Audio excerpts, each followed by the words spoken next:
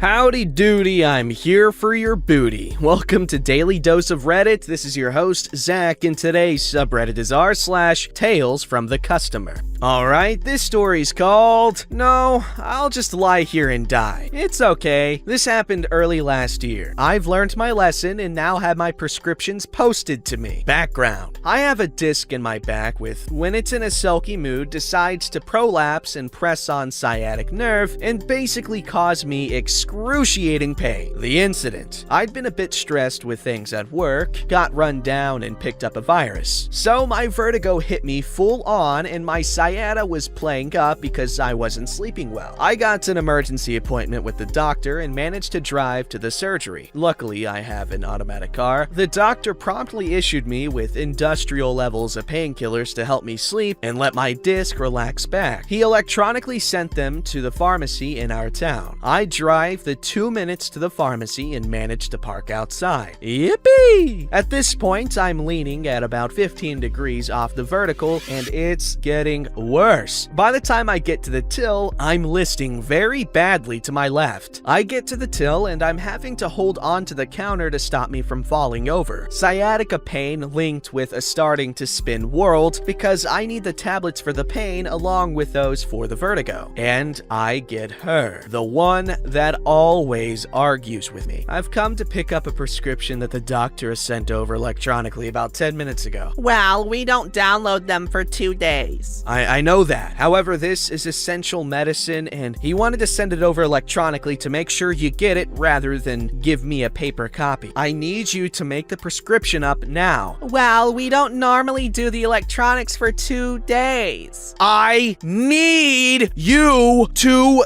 do it now. The doctor says it's urgent pain medication. She huffs and puffs and wanders over to the terminal. I can't move. I can't step to the side. I can't do anything. The pain is unbearable, and this is from the woman who has had this condition for years and worked through it. I'm starting to well up with tears from the pain. The assistant then wanders off to the other side and disappears. Another assistant comes up and starts to talk to the next person and serve them over me. I say, sorry, I can't move, it's the pain. She huffs and goes to the other till. She serves 4 more customers. Another assistant comes out and asks me if I'm waiting for something. I reply that the first assistant was going to print out my electronic prescription and get it made up for me, but that was over 15 minutes ago and I've not seen her since. The new assistant disappears, saying she will look. She comes back 10 minutes later. This is now 25 minutes since I came in, and goes to serve someone else. I'm starting to go a little Karen. Excuse me? You went to find out where the assistant was that was serving me? I'm serving this customer. And? She's on her break. Excuse me? I've been here 25 minutes, and you have just left me standing here in pain? Is my prescription even being made up? I knew it wasn't because Assistant 1 never printed anything out before she disappeared. Assistant 3 to the person she had started to ask about being served. I'll have to deal with this one first. This one? To me? I'll go and look. Why don't you go and sit down? Okay, but please, can you sort it soon? This was an emergency prescription and I am in an awful lot of pain. I go to the back of the shop and kind of fall/land onto a chair. I can't bend my back at all by now and my right leg is starting to go numb. I close my eyes and start to regulate my breathing because if I don't, I'm going to sob at this point. And no one wants a sobbing, snotty-nosed 50-year-old woman in their store. I hear coughing. You know, the trying to catch your attention coughing. Another assistant is in front of me with a clipboard. Hi, I wondered if you would like to fill out a customer feedback form whilst you are waiting. Looking at my watch, seems I've now been there 45 minutes. Okay, I'll do you a deal. I'll fill out your form if you give me my tablets that I've been waiting for 45 minutes for because you really don't want my feedback before I get them. I'm sorry. What's happened? I relay the saga so far. She rushes off. 15 minutes later, the pharmacist comes over with my little paper bag of tablets and a glass of water. I'm so sorry. Here are your tablets, and I've brought a glass of water in case you need to take some now. It seems that the first assistant went on break before she printed out your prescription, and the dispenser went on break during dispensing. Seriously? I know. Sorry. I can't go anywhere for 15 minutes until the tablets kick in. Can I sit here? Of course. Assistant 4 appears. Please fill in the form whilst you wait and do put down exactly what happened today. Light bulb. Pharmacist and Assistant 4 need feedback on the other assistants and dispenser. It's not the first run-in I've had with Assistant 1. Thank you. I sit there for about 15 minutes until my head stops spinning, and as I go to leave, Assistant 4 comes over and asks if I need help to get into my car. I say no, but she insists on holding open the shop door. I drive the 2 minutes home. Aftermath. Within 2 minutes of getting through the door, I'd signed up to an online pharmacy to fulfill my tablets and arranged with the surgery that if I need emergency prescriptions, I can get them made up at the pharmacy next to the surgery. This kind of behavior from pharmacy workers is incredibly concerning. Okay, if people are going to the pharmacy, it's probably for a good reason, alright? And when you're freaking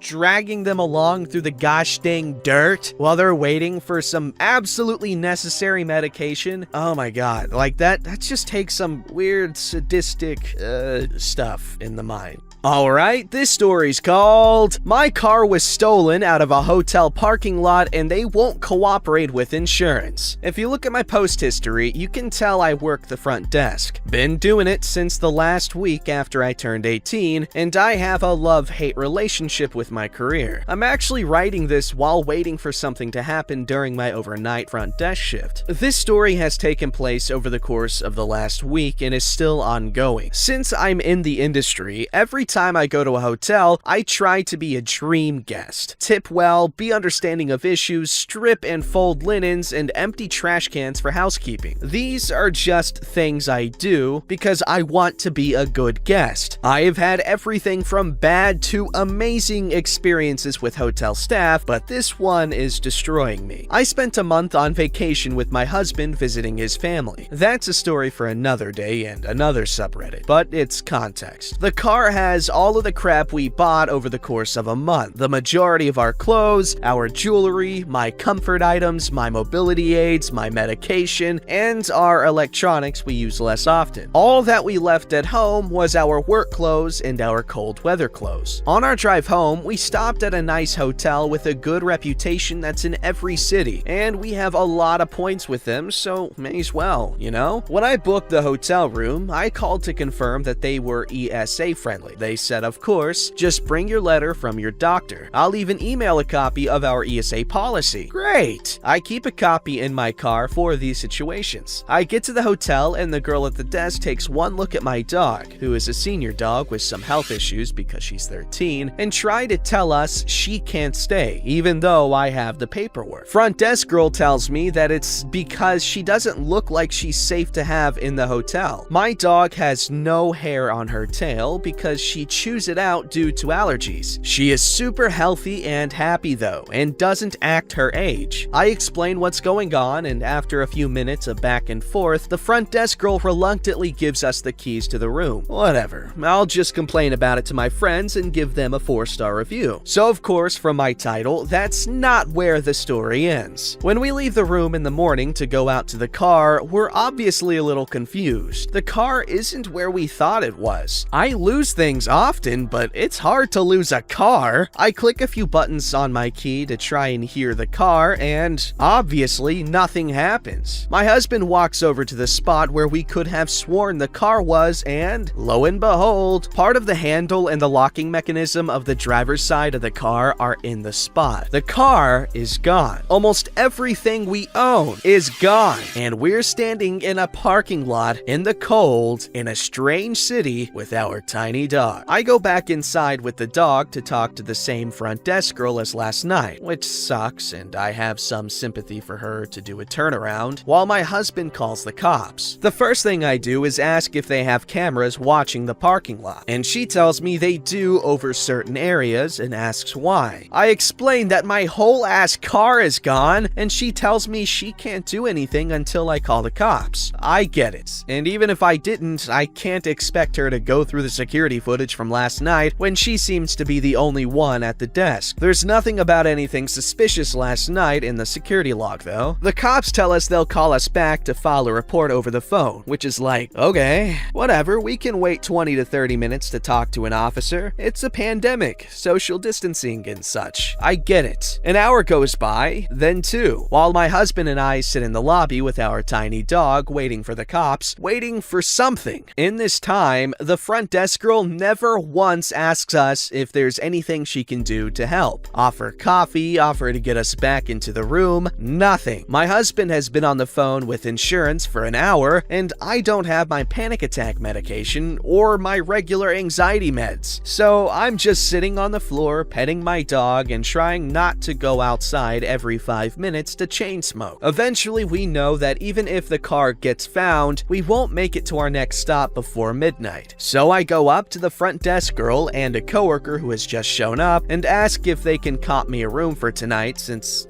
everything I own just got stolen out of their parking lot. I'll admit that here I probably wasn't very put together or polite in this moment. I genuinely can barely remember the interaction, but I don't think anyone can blame me, and I know I've had guests be worse to me over less. I do know that they gave me keys to the room I had been in the night before, and my husband and I took the one suitcase of things that we own and our dog back to the room. After 8 hours, we finally hear back from the police, and 2 officers show up to the room and grab the Ziploc bag of car bits from us. Our car insurance gets us a rental for the next day, and we just leave in the morning. It's the same front desk girl when I walk out. The hotel has been refusing to cooperate with our car insurance, and we don't know why. And I can't think of a single thing my husband or I could have done to make them treat us like this. There's no satisfying end to the story. We made it home safely in the rental. They haven't found our car. We think it went to a chop shop. I can't afford to get new mobility aids because I was off work for a month, so now I have to just deal with my chronic pain. In winter, when it's the worst, we have to return the rental on Wednesday, and we're just going to have to use everything left in our savings for a down payment on a new, to us, car. This is the sort of guest service experience that makes me want to be good at my job, and I will never treat a guest the way I have been treated by this property. Yo, that freaking sucks. What makes it worse is the fact that, a lot of people, once that stuff gets stolen, they're just SOL, man.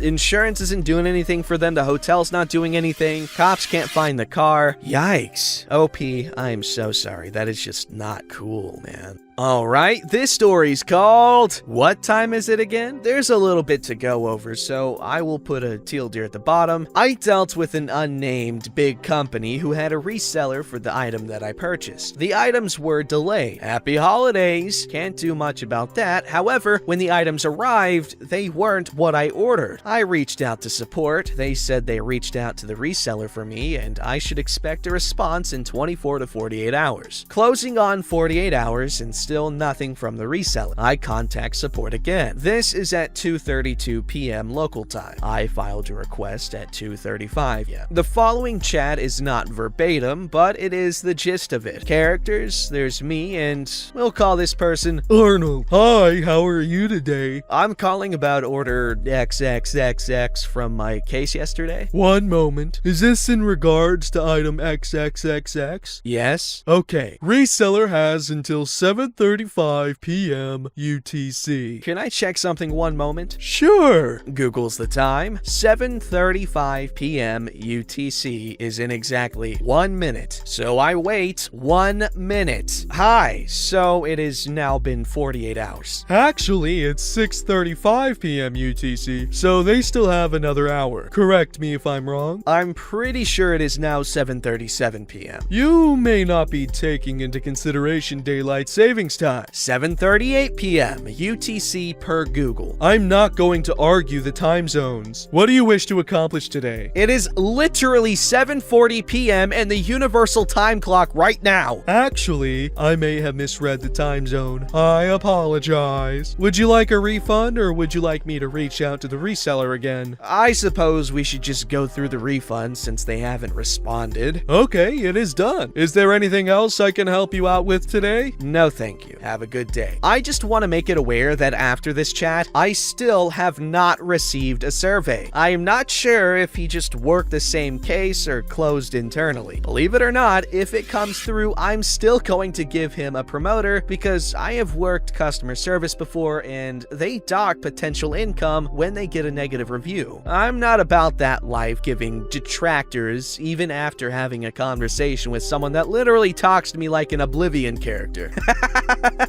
Oblivion NPC dialogue. I love Oblivion NPC dialogue. Also, like, every time, like, I don't see Oblivion gameplay for a while, like, the first time I saw it, for instance, you know how, like, when you talk to someone or there's dialogue going on, it, like, kind of zooms in on their face, like, really rapidly, and they turn toward the camera? It's always so freaking funny. Like, I laugh every time, as long as I haven't seen it in a while, because then it just becomes normal. But is it not, like, freaking hilarious? I think it is. Also, this guy's stupid. Not OP, customer service Arnold. But OP, you're a good person for looking out for him regardless. Don't forget to like, subscribe, and hit that bell to never miss an episode.